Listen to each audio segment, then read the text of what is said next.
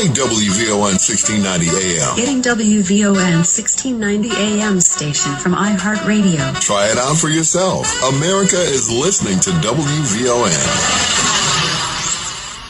The views expressed on our programs are not necessarily those of WVON, Midway Broadcasting Corporation, or our participating sponsors. The following is paid programming. The views are not necessarily those of this station. We are the talk of Chicago, 1690 WVON.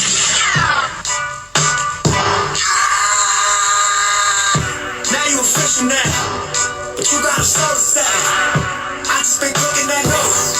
I'm out to drop in the fuel. Think if I call it the great, the people gon' call it the truth.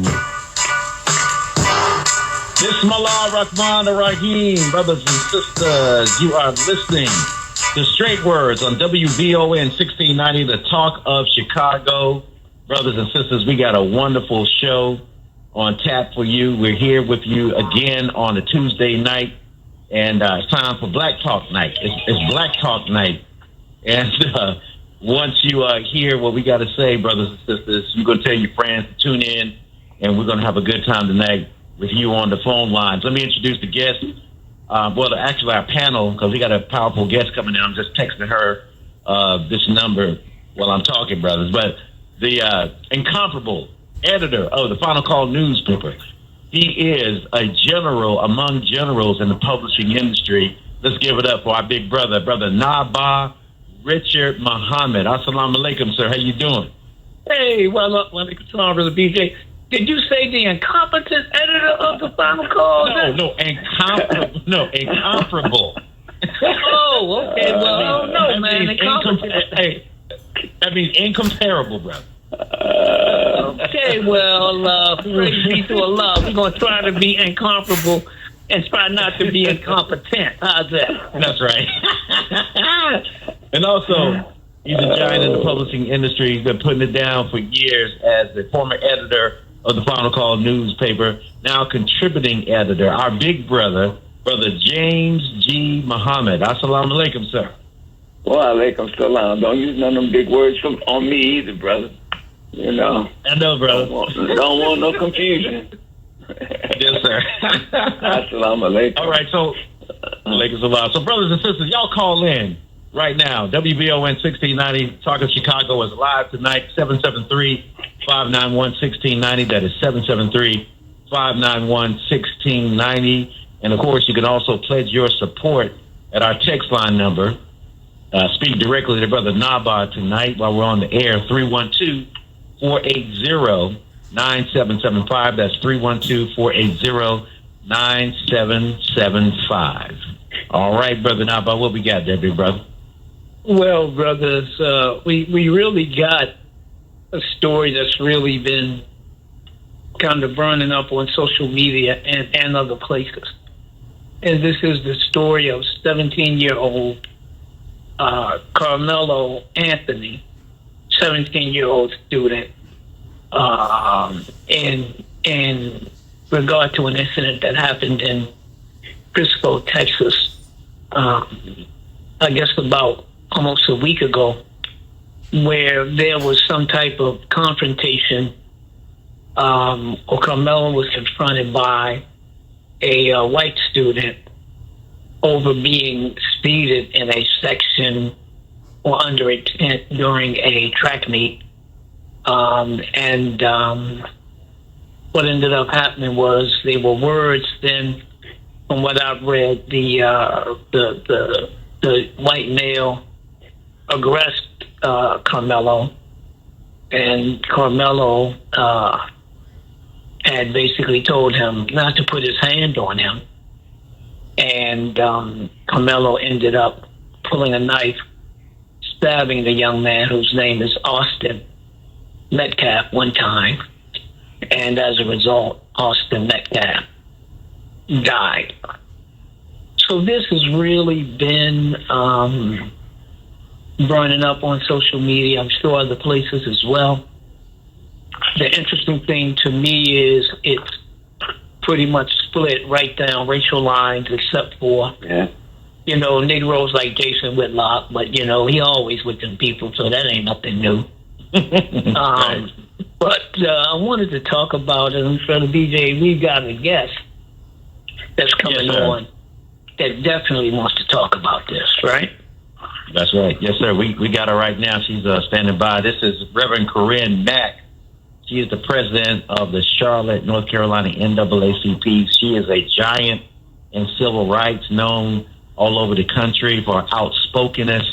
And she's a feared sister here to speak the truth regardless of circumstances here in the city of Charlotte. And we're just glad to have her on WVON tonight. Sister Mack, are you there? I'm here. Thank you for having me.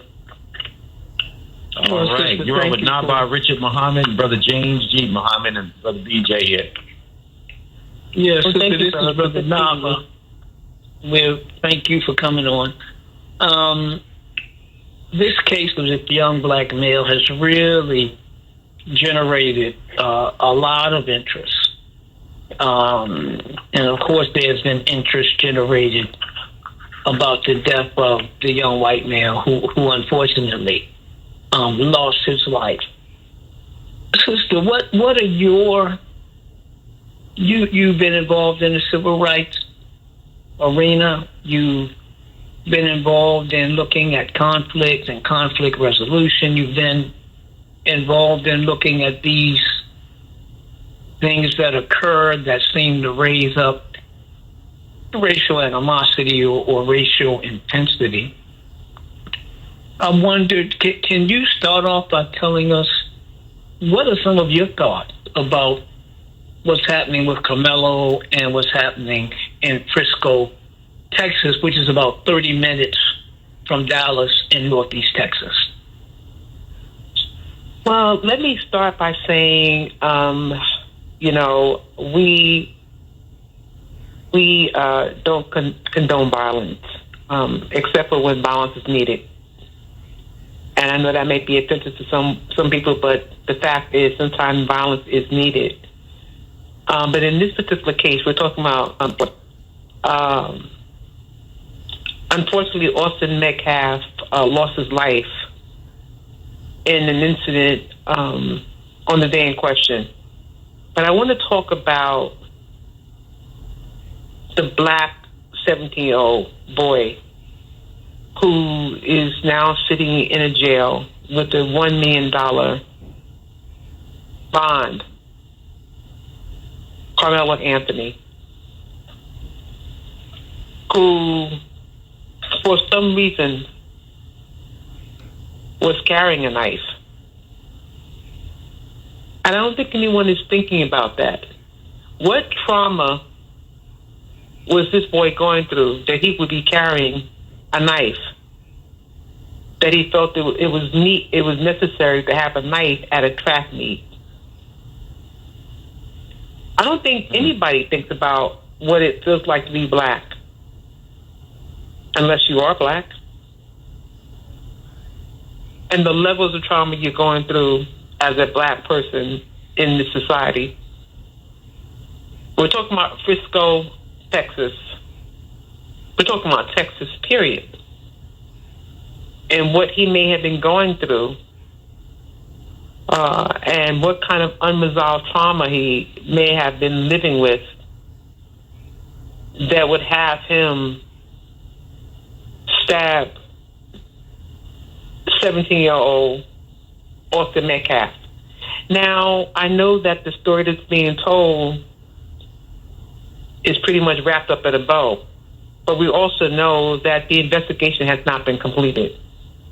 So I try not to be too quick to jump to conclusions, and I very really believe what I read on social media. But the moment I heard this incident, of course, I prayed for the family of Austin Metcalf, but I also prayed for the family of Kamelo Anthony, simply because I am a black woman, unapologetically black, and I know what it feels like to be black in a world that does not love us. So my thoughts were, something must have happened that we're not being told. And that was my personal thoughts. Because the story that we are being told is only coming from one side. It's coming from the white twin brother. It's coming from the white father. It's coming from the white mother. We have not heard a full investigation of this case. We know that Karmelo stated, I was defending myself. But in a world that does not love us, do we have a defense? In a society that does not see us as human or worthy of fair treatment, do we have a defense? In a state that has stand your ground laws, does a black man or woman have the same rights as a white man or woman? And those are questions that we must ask ourselves as black people. I didn't say Negropeans. I said black people. Yeah, I think, Sister, those are powerful questions, because the question that you led with is one that I've been thinking about all day and kind of looking at this story. Why did Karmelo feel it was necessary to arm himself? According to his father and an interview he did with the New York Post, father's name is Andrew Anthony. He describes his son as a good kid. He describes his son as working 2 jobs, an A student with a 3.7 GPA. And he said, quote, everyone has already made assumptions about my son, but he's not what they are making him out to be. Karmelo was also a gifted athlete. Yes. And so generally, young black males that are athletes, again, generally speaking, they got a pretty good amount of confidence. And Karmelo played football, and he also ran track. So generally, with a young black male athlete like that, they generally feel pretty secure in who they are. And they generally feel pretty secure that they've got teammates who will rally and friends who will rally around them if they're in in trouble. So the fact that this young man was carrying a knife, that to me was a question that needed to be delved into. I mean, and we've seen, as we basically always see in these instances, a division along racial lines. I've had read Kamelo Anthony being described as a murderer. I've read him being described as someone who was looking to make trouble. I've had him described as someone who bought a knife to attract meat, so he was looking to murder someone. These have all come from kind of white commentators, white commenters on social media. Whereas from black people, I get Karmelo had the right to defend himself. The other young man should never have put his hands on Karmelo, and Karmelo basically warned him about putting his hand on him, right? And they talk about white privilege because the young man that lost his life, unfortunately, Austin Metcalf, basically wanted Karmelo out of a tent. I guess that was for his school or his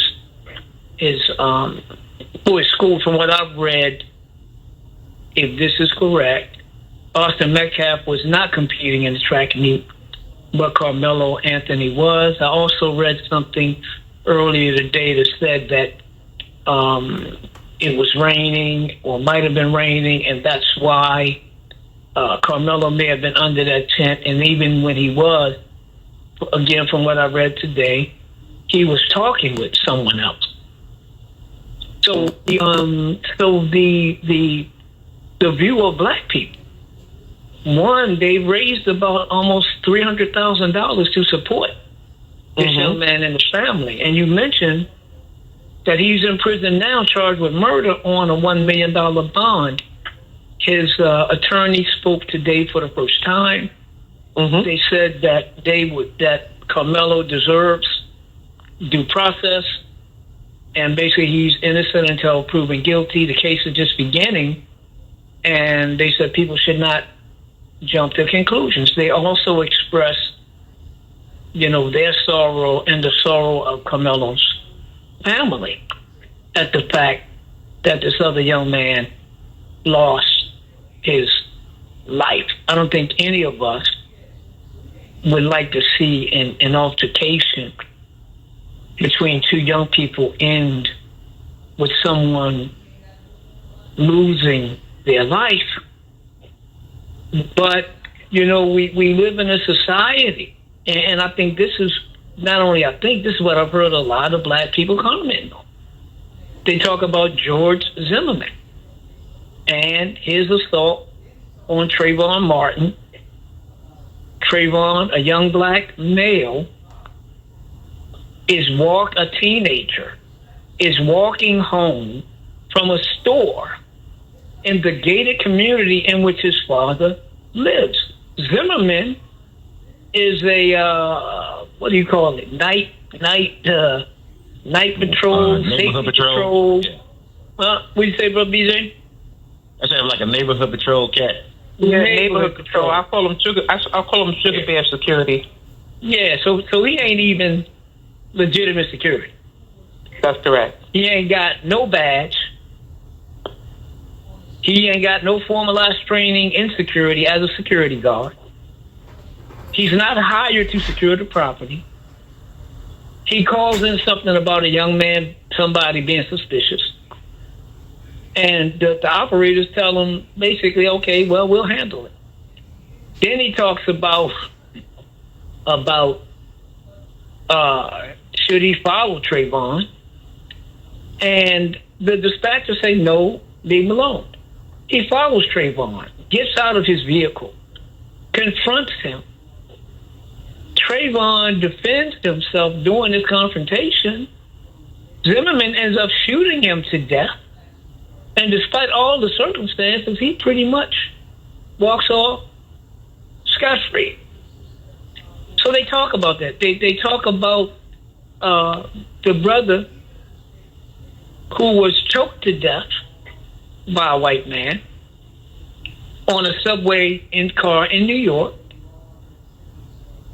because the black man was apparently acting somewhat erratic. Right? Having a mental episode. Right. Something they claim to have on a regular basis. When they take somebody And he didn't touch anybody. But the Caucasian grabs him, puts him in a chokehold. Other people help restrain him. This young man ends up dead.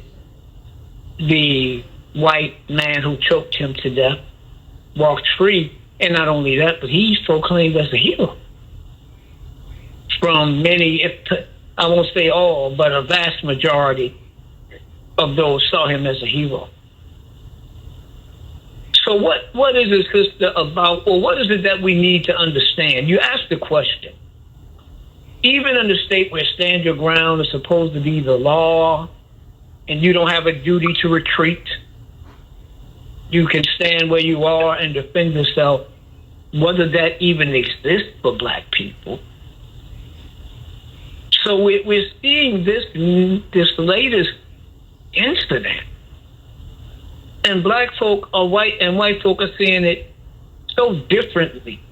Can you talk a little bit about why even the point of view, even the perspective, even the description of what happened is so different between generally black folk and white folk?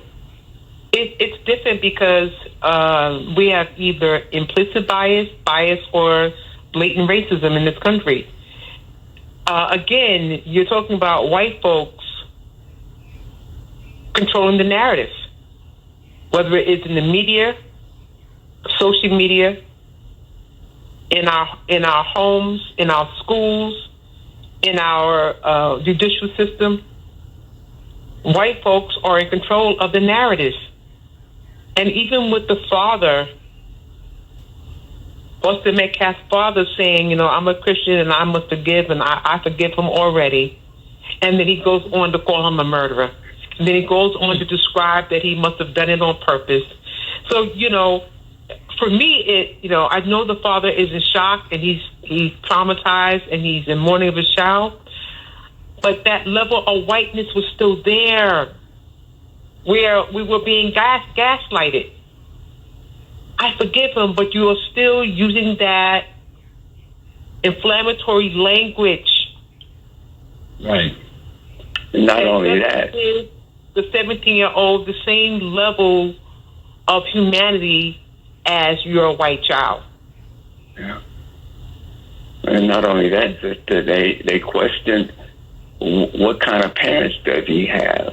They questioned, what kind of parents will raise a child. That's correct. Like what that. kind of parents would raise a child like him? I mean, the level of disdain for black people. And I don't think black people realize how we've allowed this level of disdain for us for so long, as if it's okay. Now, in 2025, once again, I must say that, it's right in our faces. And my question is, what are we going to do about it? Right. Because I'm dealing with the same issue right here in Charlotte. And I'm going to go a step further, that it may be different in terms of the actual incident, but for me, it's like yesterday. I lost a family member to the top killing in Buffalo, New York, Ruth Whitfield. Okay? And so when I think about that 20-year-old that took her life, that thought that she wasn't worthy, who traveled for miles and miles and miles, Peyton Gendron took her life and 9 other people as they were shopping in a supermarket, minding their business. Yeah.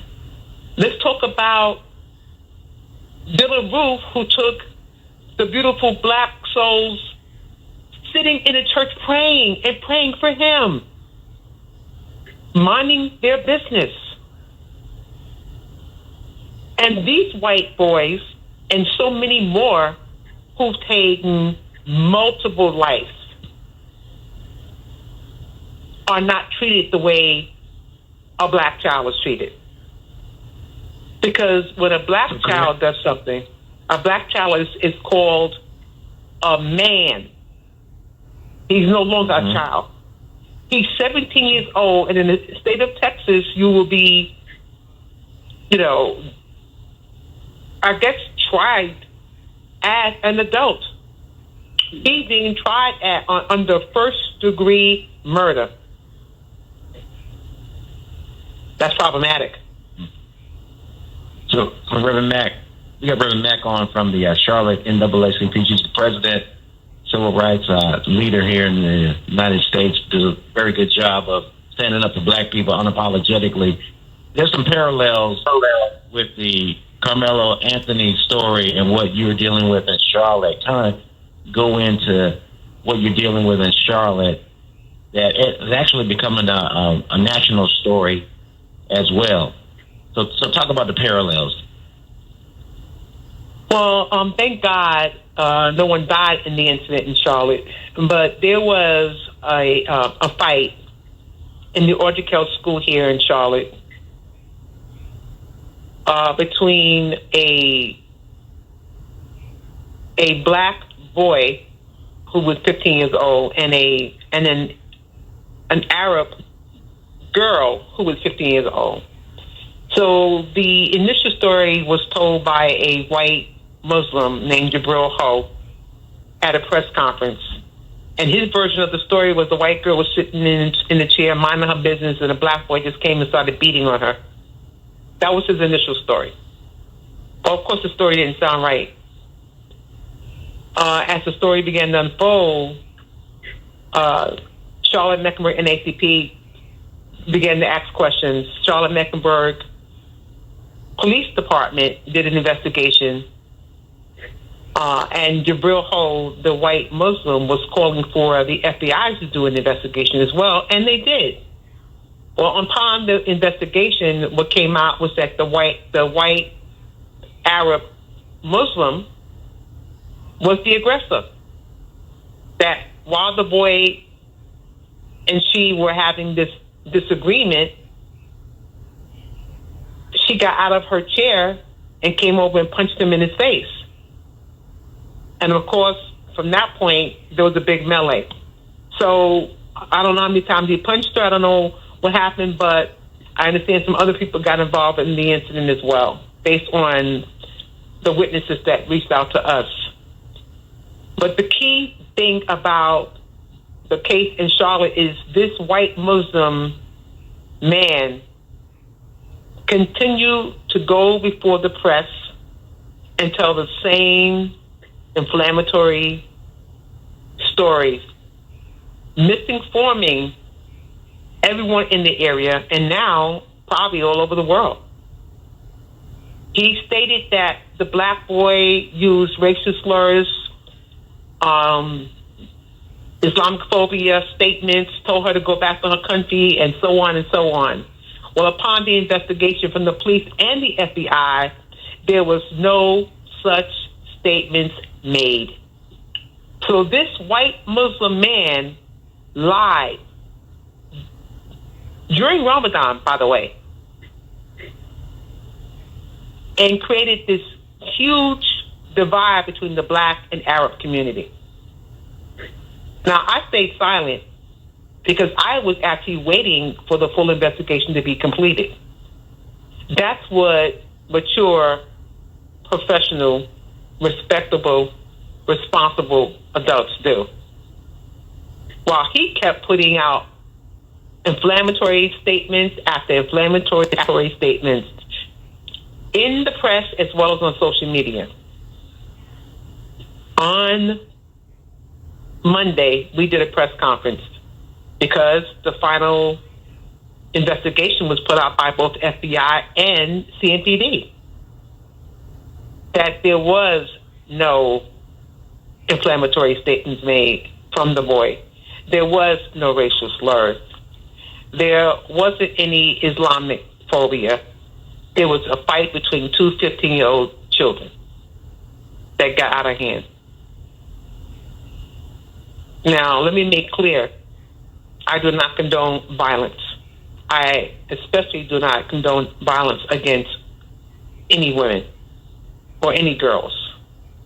And this girl was seriously injured. I also want to make clear that this boy, this child, does not have cognitive skills as an adult would. And I am sure that the moment he got punched in his face, all bets were off. Now, I understand that the Muslim faith believes very strongly in peace and in love and in truth and in transparency. And it's important that we talk about the faith because that's what Jabril Ho has been standing on. Well, if the belief is that the aggressor is the person accountable, then the girl is the aggressor, which means she's accountable based on the belief. That's not how he's moving, though. How he's moving is attacking the black child, creating this narrative as if he's some monster that he tried to kill her. And now he's attacking me because the family came to me for help.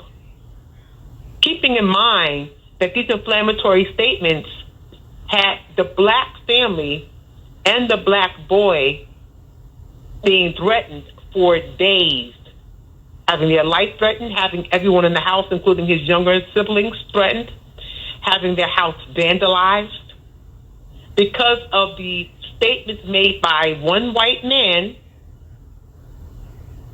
who still to this point doesn't realize that his implicit bias and inflammatory statement has caused a division and could cause bodily harm to someone else. Want to know why? Because white folks have privilege. They can say and do whatever they want to say and do, and you better not question them. In fact, when you do question them, they gaslight you and turn it around on you. They play the victim. They do the dirt, and then they turn around and play the victim. And I'm just not having it. Yeah. So, Sister, since the reports came out, I don't know how public the reports have been made, but since, as you stated, both reports refute what this guy has been, the white boy has been saying. Are you saying then that has not sunk into the community, and there has not been any acknowledgement that he is lying about what occurred? Okay, so there are some people going on social media now and saying that, you're wrong, you're mistaken, and some people, some black folks are saying you're a liar. The report said that the girl was the aggressor. Now his position is it doesn't matter if she hit him first. He shouldn't have beat her like that. So I'm just trying to figure out what the deal is. The bottom line is, with many white folks, in fact, most white folks, they can never be wrong. They can never be wrong. And that's just what it is. Kareem, we got a caller. 773-591-1690, 773-591-1690. Daniel, you're on WVON 1690 on Straight Words. Go right ahead there, brother. Assalamu alaikum, family. Thanks a lot. Yes, sir. I usually just listen in, but I don't know about the particulars of the second case because I missed some of it with my phone going in and out. But as far as a young brother who's sitting in jail, without knowing all the particulars of the case, black folk don't have a history of killing white people. We just don't have that. And we don't have a history of aggressing white people, and we really don't have a history of even self-defense like that. So for the brother to be sitting in jail with $1 million bail, we know that's a grave injustice. And I would hope, as white people rally behind their guilty white counterparts and go do a GoFundMe and get these folk out of jail who are totally wrong, I would hope that we would rally behind our brother and get him out of jail so that he can have his day in court, which we really don't expect justice there. And I would hope one of these great lawyers would take up his cause. We shouldn't have to take up a cause because a black man was murdered. We got to take up the cause for the living and get this man off it. I'm sorry? I said amen. Yes. Let this man have his day, get the best lawyer we can, do a GoFundMe, get this young man out of jail. He had a 3.7 grade point average and was an athlete. We have a history of killing one another. And they don't even give a black man $1 million bail for killing another black man, woman, or a child. So this is a grave injustice, and I would just hope that we would ride together. We can raise $1 million quick. We raised millions of dollars for Kamelo Harris, a losing cause. Certainly we can raise some money to get this man out of jail and let him have his day in court, get him a great lawyer so this man can continue the rest of his life. Thank you.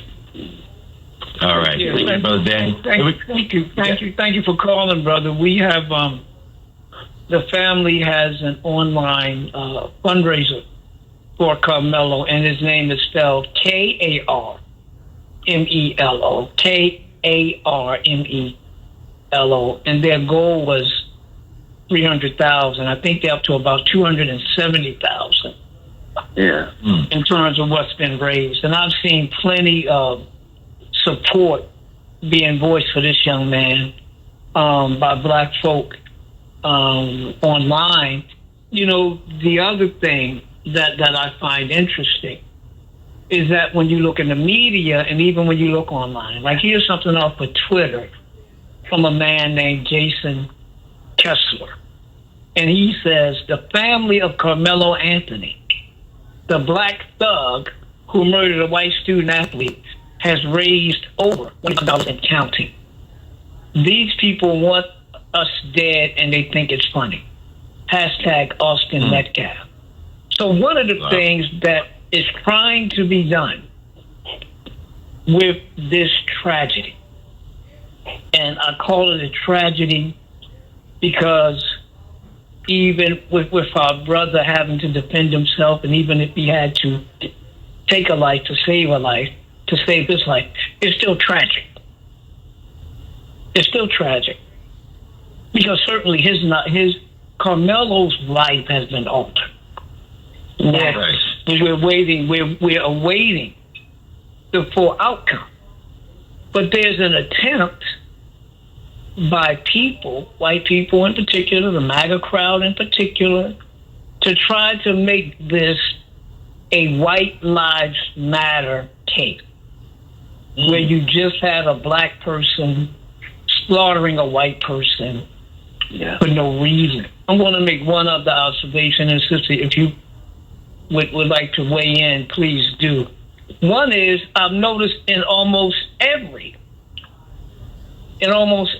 article about Kamelo Anthony, there's a mention of how much money has been raised to support him.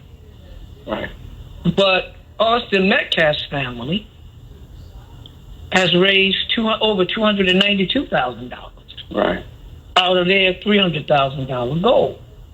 So it seems to me that for all the talk of guilty until proven innocent, for all the God-given right that white people have to support financially Dylan Roof, I think it's Andrew Pennant out of New York who killed the brother on the train, George Zimmerman, even going back to the killing of Mike Brown, unarmed teen in 2014 by Ferguson police officer Jarek Wilson. Money was raised so that he could continue with his life. But yet it is as if we don't have the right to decide that we want to make sure a young black male truly gets his day in court in a real way, which means great representation, which takes money, which means trying to raise money to get him out of bail in such condescending language and even accusatory language, because we decided to support one of our own. What's going on here, sister? Again, white folks believe that they could say and do anything, and they really believe they have the complexion for the protection. And it's proven that they actually do in most cases. When you talk about the judicial system, the system works for them. We have to remember that they created this system. It's their system. It's working as designed. And I think sometimes we go through this life because we're trying to provide for our families and give our families a better life. We forget that we're not seen as equal. You know, I can tell you this last 2 or 3 weeks have been really troubling to me. So much so that, I went to the range a couple of weeks in a row. I went to the range and just shot and practiced and kept practicing and said, you know what? I got to go get me 2 or 3 more guns. Now, that may scare some people, but I know that when I go to the range, most times than not, I'm there by myself. I'm the only black person. Everybody else is something else. Okay? We're not preparing for any war. We're not preparing for our futures, however that may fall out. But what I can tell you is that non-melanated people are preparing. Yeah. And in the situation where Karmelo Anthony thought he needed to have a weapon on him to protect himself, that tells me something was going on. Something was going on. Yeah. Now, we're forgetting that when Karmelo got into this discussion, this altercation, whatever it was, with Austin Metcalf, he had a twin brother there also. Austin Metcalf weighed about 225 pounds. He was no Slim Jim, okay? Right. And he had a twin brother who probably weighed very similarly to him. Now, the narrative is, oh, my brother just touched him. No, something else happened there. Right. Absolutely. And Okay. part of the story is that Karmelo told him, "Don't touch me," or something to that effect. Or, touch me, you're going to find out. Touch me again, you're going to find out. Something happened that's being left out. And I would like to know what that something is. Now, that doesn't in any way say that I thought it was okay for him to take a life, because I do not. But I want Karmelo to have fair and just treatment. And that's not what's happening now. What's happening is that the wagons are being circled, okay? They're circling the wagons to wrap this up and put him in a bow and send him off into his new enslavement.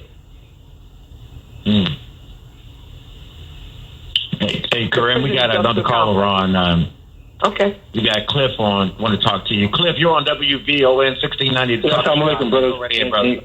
And greetings, family. Listen, I'll give you my version of it, what I think, because I live around white people. No question, when you have sports, you got male athletes, in addition to that, you got women and females. There's no question that this brother probably was talking to a white girl, talking to a Becky, and then underneath the tent, and the white boys got mad. And trust me, I can guarantee you the N-word was displayed and was erupted many a times. I can guarantee you that. So the brother, the young man, feared for his life. But let me say this: I just got out of Uber and had a young boy that was driving and played this show right now to him. And said, "Brother, are you familiar with this case?" He says, "Yes." And I said, "You know what? We're living in an atmosphere right now where they don't know our culture. They're not like us. So when they put on the media, and I gotta say this, when they put on the media and expose the violence that we do to each other, that we kill one another, it's in the atmosphere that we're savages and we're killers. So this is a direct impact for what we do right now in our own community. So as soon as we stop and have respect for ourselves, then we'll be treated different. And that's this. And I'm talking to the youth. That's what needs to be done, particularly our young black men. Respect our sisters. Respect one another. Leave the white girls alone. And build your community and arm yourselves like they did in Ohio to protect your community. So when these white boys come in, you'll be able to fight and arm your own community. That's what needs to be done. Thanks for taking my call, sister. Thanks for taking my call, brothers. Assalamu alaikum. Yeah, I would say, Cliff. First of all, I would not allow it to be said that this was sparked over a white girl. There's no evidence of that. So I don't think we should inject general narratives into a very specific situation. All right, brother. I do. I respect that. That's just my opinion. No, it's okay. It's okay. I do agree that there's entirely too much violence among us. And I believe that violence only allows these people, whether they're individuals, whether they're police officers, to do what's in their minds anyway. That doesn't stop us from understanding we have to stop killing one another.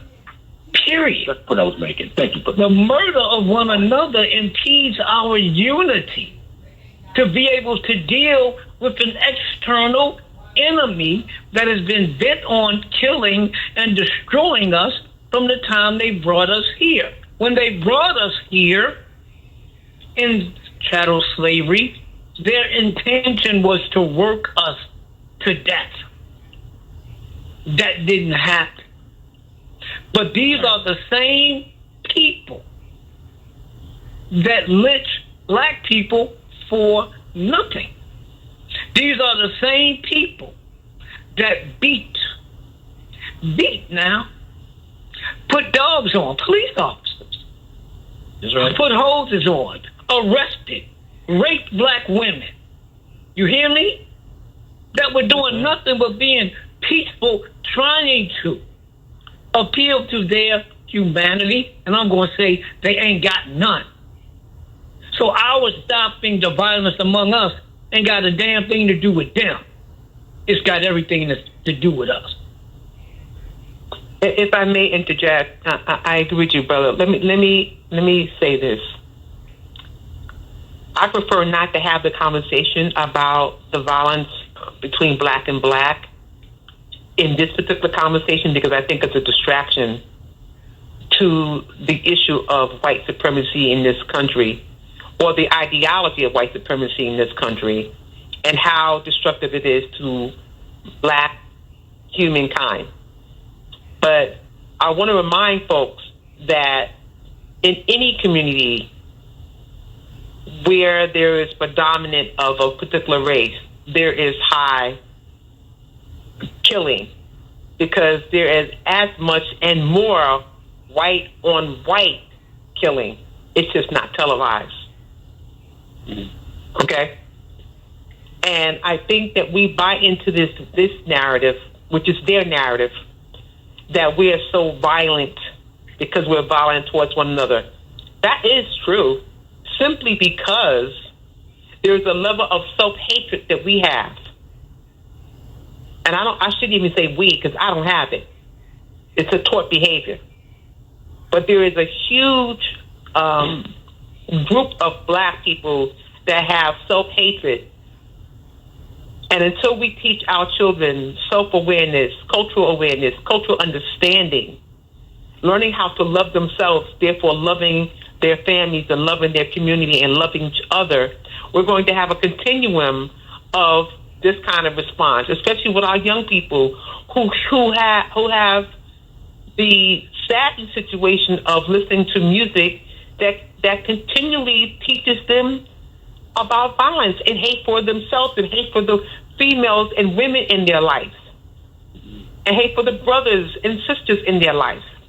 You don't hear any other race with any kind of drill music that says kill, kill, kill, but us. And that is manufactured, again, by white folks. They are in control of the music industry. And that's why I tell people who I speak with, young black people, that they must step back and look at the entire picture of who is the puppeteer. Who's determining how you see yourself? Right. We must learn to define ourselves and not by their measure of what good or beautiful is. Yeah. That's right. We got one more person we try to get in here as we close out the hour. Reverend Corinne Mack from the Charlotte NAACP is on with us. Sel, go right ahead real quick. You got about 60 seconds for your comment. Go right ahead. Oh, thank you. I do a character during Kwanzaa called Kwanzaa Man, and I have this little song that speaks to just what the sister was saying, in which I sing that all I want for Kwanzaa is my memory back when I was all black. He taught us how to hate us, and that's a fact. That's a fact. So all I want for Kwanzaa is my memory back, and it goes on to tell a beautiful story. But I ain't sorry at all that he put that boy to sleep. We've got to get to the bottom to find out what precipitated that situation. All right? And it goes much deeper than we have learned thus far. We've got to get the word out, get our word out. There's an expression that said, those who control the page control the age. Well, we've got to use our various vehicles to get our word out to us and rally behind this. I'm going to offer some support, financial support, and I hope that others listening to this will just take a minute and give up, $20 or $30. We can get that kid out and provide the financial backing.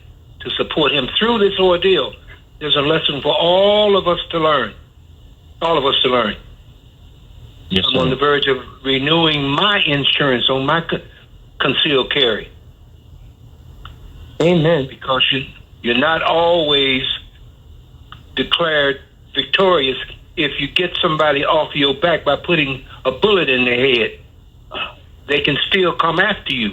But with that insurance, you've got somebody to argue your position. I appreciate your time. All right, brother. Thank you, brother. All right. Sure. Reverend Matt, we enjoyed you this hour, and I know we're going to have you back to talk about the NAACP National Convention. It's going to be held in Charlotte in July of this year. So we've got to have you back for that. But tell everybody real quick how they can get in contact with you. You can go to the Charlotte Mecklenburg NAACP website.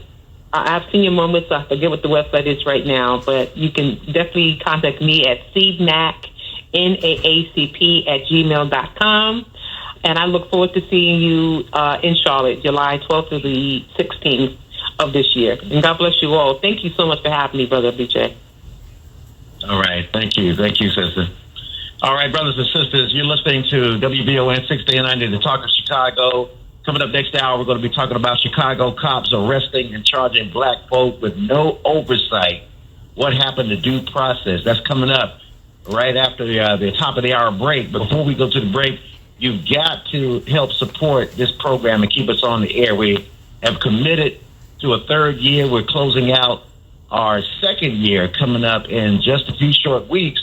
And you can do that by hitting us up on our text line right now at 312-480-9775. That's 312-480-9775. Talk to Brother Naba and let him know your level of support that you're going to give to our program. Go to our website, straightwords.com, straightwords.com, and you can find out all the ways that you can support our program via all the financial channels, Zelle, Cash App, PayPal. We got it all for you, even the Apple Pay. So hit us up, y'all, straightwords.com. You're listening to the Talk of Chicago, Straight Words on WVON 1690, the Talk of Chicago.